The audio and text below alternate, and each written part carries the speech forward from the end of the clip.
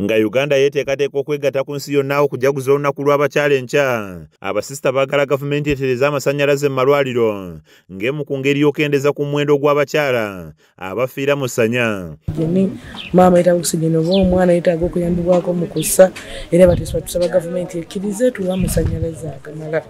Okusinziira ku Sister Maria Elizabeth, ensobi nnyingi ezikolebwa nga amasannyalaze gavuddeko mu kiseera ky'okuzaalisa, ng'oluusi bawaliriza n'okussaako obutooki bw'amasimu okusobola okumaliriza omulimu gwabwe, ekintu ekitali kya buvunaanyizibwa. Nnyeze bwe gavaako ng'omuntu aliko oxygen nga tulina standby generator, obulamu bw'omuntu bubeera bugenzi.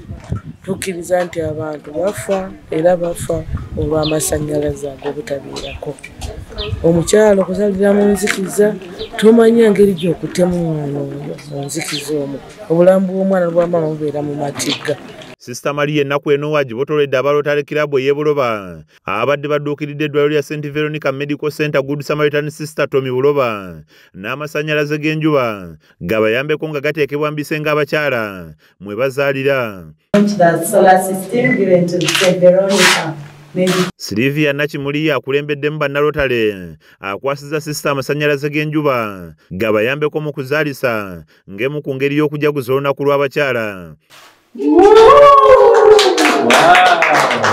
Ono ayogedde ku kusomoozebwa okuli mu malwaliro n'okusingira ddala abakyala gye bazaalira omuli obutaba na butanda kuzaalibwa, buttivvi obukebera ab'embuto wamu n'ebirala. Obuzibu bwe baali balinawo ze delivery bed, kati ne tubawa delivery bed.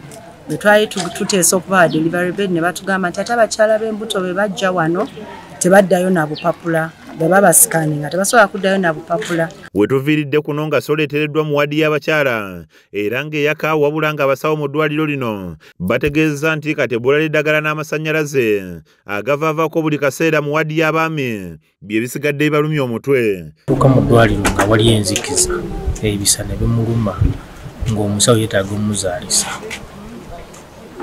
Okimanyi nti okugenda mu kuzaala kubanga kufa.